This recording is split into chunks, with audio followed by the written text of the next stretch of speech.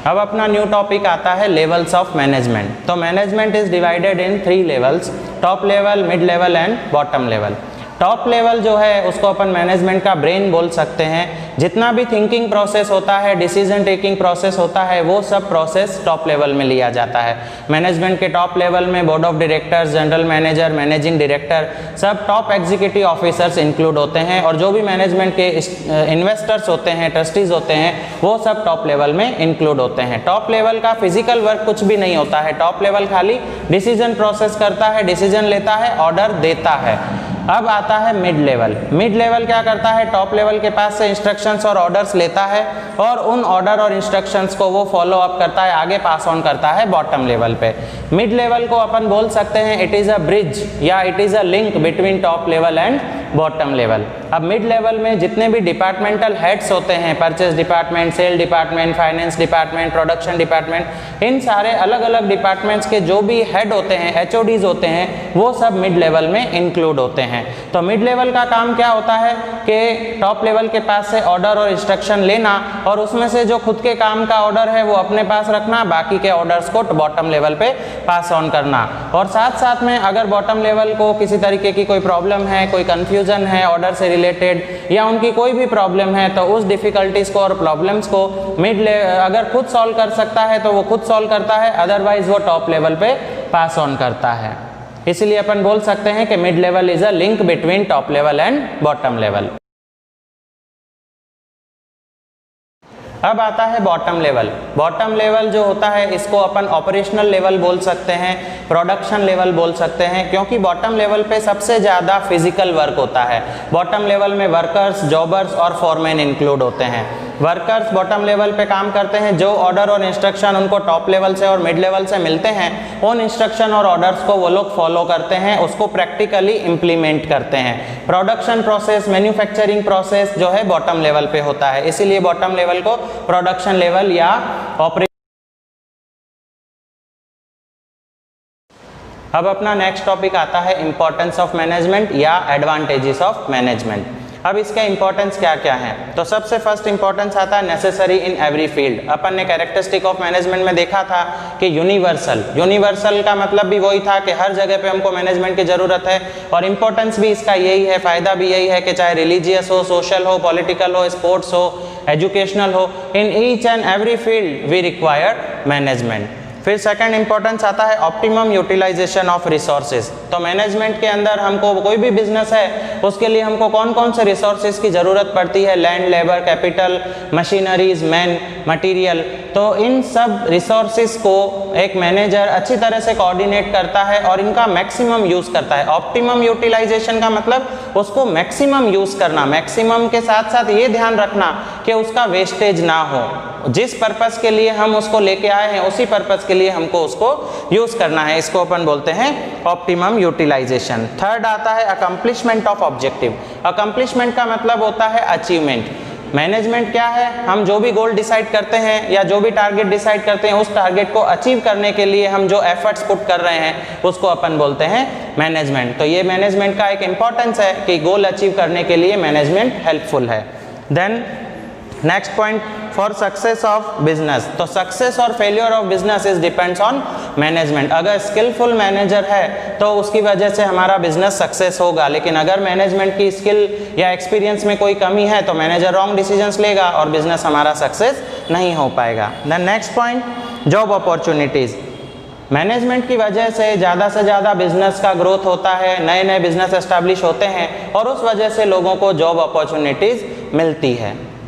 Then next point is profit. अगर efficient management है, manager बिल्कुल स्किलफुल है, तो वो अपने बिजनेस को मैक्सिमम प्रॉफिट दिला सकता है।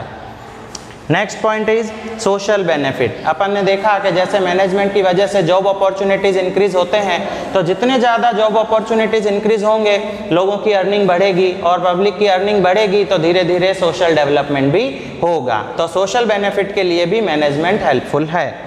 Then next point is national benefit. जितना ज़्यादा पब्लिक को बेनिफिट होगा, लोगों को जॉब अपॉर्चुनिटीज़ मिलेगी, उतना ज़्यादा हमारे देश की per capita income, national income भी इंक्रीज होगी और हमारा नेशनल बेनिफिट भी होगा। तो ये सारे पॉइंट्स थे अपने इंपॉर्टेंस ऑफ मैनेजमेंट के।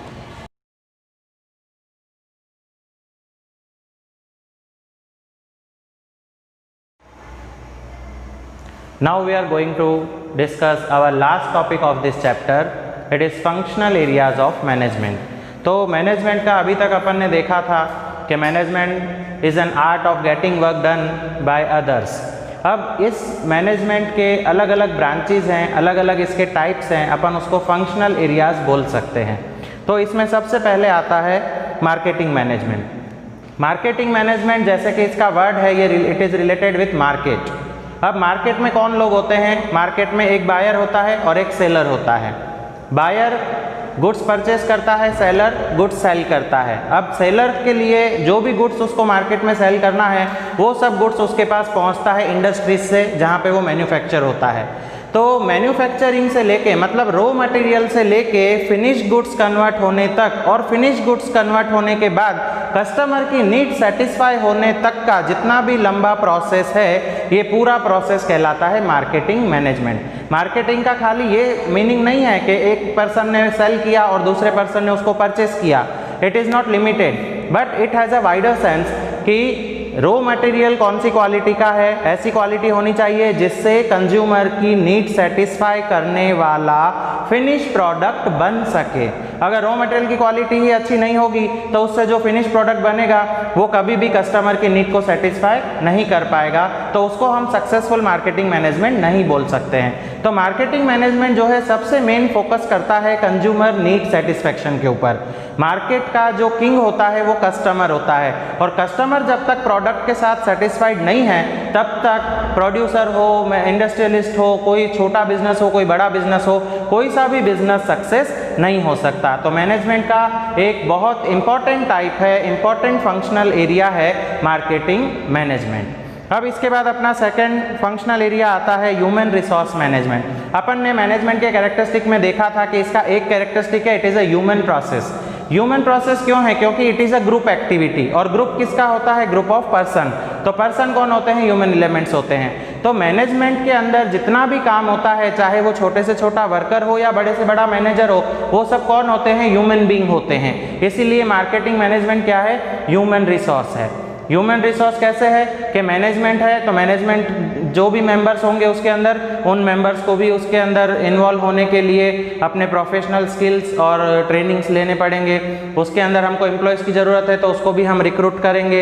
एम्प्लॉयज़ अगर हमारे पास अच्छे नहीं हैं जो हमारे वर्क लेवल को, हमारे प्रोडक्ट को अच्छी क्वालिटी में वो लोग प्रोसेस कर सके, उसको अच्छा बना सके, अगर इस तरीके के टैलेंटेड वर्कर हमारे पास नहीं होंगे, एम्प्लॉयज़ नहीं होंगे, तो हम कितने भी अच्छे से अच्छी मैनेजमेंट स्किल यूज़ कर लें, अपने बिजनेस को कभी भी हम डेवलप नहीं कर पाएंगे। इसीलिए फंक्शनल एरियाज़ के अंदर ये भी एक बहुत इंपॉर्टेंट टाइप है।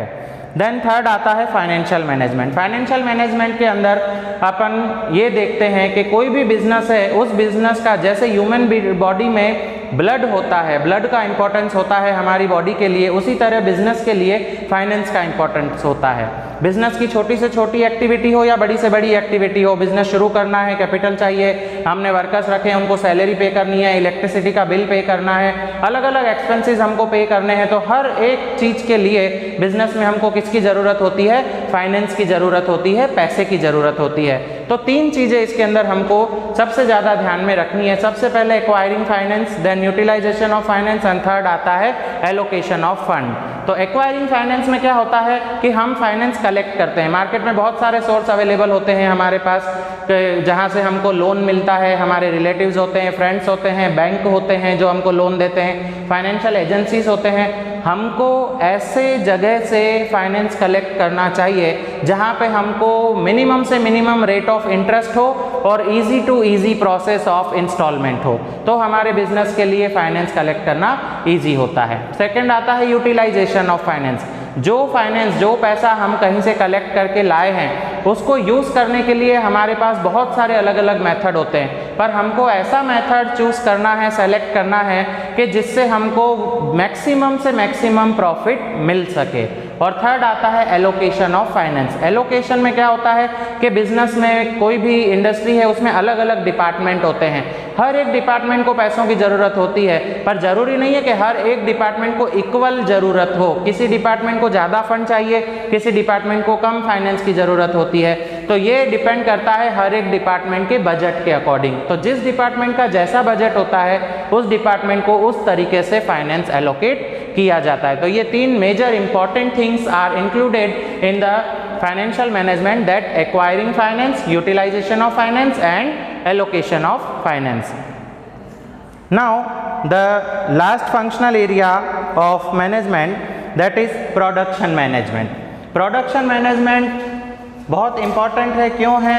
क्योंकि कोई भी बिजनेस है उसका अगर प्रोडक्शन प्रोसेस वीक है, अगर उसका प्रोडक्शन प्लान वीक है, उसमें कोई फॉल्ट है, कोई मिस्टेक है, तो वो कभी भी अच्छे से अच्छी क्वालिटी के प्रोडक्ट नहीं बना सकेगा, मार्केट में उनको नहीं पहुंचा सकेगा और उसका सेल कभी भी इंक्रीज नहीं हो पाएगा। तो प्रोडक्शन मैनेजमेंट के लिए सबसे ज़्यादा जरूरी है प्रोडक्शन प्लान। प्रोडक्शन प्लान के अंदर हमको रॉ मटेरियल कहाँ से कलेक्ट करना है, कौन से सीजन में रॉ मटेरियल हमको रीजनेबल प्राइस पे मिलेगा, कौन से सीजन में हमको महंगे प्राइस पे मिलेगा, कौन सी क्वालिटी का रॉ मटेरियल कौन से प्लेस पे अवेलेबल होगा, ये सब नॉलेज हमारे पास होना चाहिए। रॉ मटेरियल जब हम अच्छे क्वालिटी का कलेक्ट करते हैं, रीजनेबल प्राइस पे हम कलेक्ट करते हैं, परचेस करते हैं, तो हमारा जो फिनिश प्रोडक्ट बनता है वो भी रीजनेबल प्राइस पे बनता है और उसके अंदर हम थोड़ा प्रॉफिट मार्जिन ऐड करके उसका सेलिंग प्राइस भी रीजनेबल रख सकते हैं। लेकिन अगर हमारा रॉ मटेरियल ही बहुत महंगा होगा और उससे हम जो फिनिश प्रोडक्ट बनाएंगे वो भी बहुत महंगा बनेगा, तो फिर उसको जो खाली रिच क्लास कस्टमर होंगे वो ही परचेस कर सकेंगे और इसकी वजह से ज़्यादा सेल हमारा नहीं हो पाएगा। बिजनेसमैन को हर क्लास कवर करना जरूरी होता है। उसको पुअर क्लास के लिए भी प्रोडक्ट बनाने हैं, मिडिल क्लास के लिए भी प्रोडक्ट बनाने हैं और अपर क्लास के लिए भी प्रोडक्ट्स बनाने हैं। तो ये सब चीज़ें इन्वॉल्व होती है हमारी प्रोडक्शन मैनेजमेंट में। तो ये था अपना लास्ट टॉपिक इस चैप्टर का। अब इस चैप्टर में हमने क्या क्या चीज़ें सीखी, तो सबसे पहले हमने मैनेजमेंट का मीनिंग देखा कि management is a group activity and management is an art of getting work done by others. और इसका जो लीडर होता है वो कौन होता है? मैनेजर होता है। फिर अपन ने मैनेजमेंट के कैरेक्टरिस्टिक्स देखे थे, उसके बाद अपन ने मैनेजमेंट के बेनिफिट और इंपॉर्टेंस देखे। फिर अपन ने देखा कि management is divided in 3 levels, top level, mid level and bottom level. और फिर हमने लास्ट में देखा फंक्शनल एरियाज ऑफ मैनेजमेंट, या अपन इसको बोल सकते हैं टाइप्स ऑफ मैनेजमेंट। और इसमें 4 टाइप अपन ने देखे थे, marketing management, then production management, human resource management and financial management. तो यहाँ पे अपना ये चैप्टर कंप्लीट होता है।